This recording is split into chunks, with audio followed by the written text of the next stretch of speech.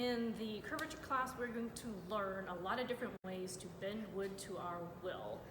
We'll learn how to steam bend, and so the reason I love bending is because the grain perfectly follows the shape. It's a structural piece. So we'll learn steam bending, we'll do laminations, both tapered and parallel laminations. We'll do kerf bending, hot pipe bending, vacuum laminating, a variety of bending techniques, and we'll talk about where in the furniture process you might use those curved parts, what technique is best for what part, what type of wood to use. We'll talk about joinery in curved parts.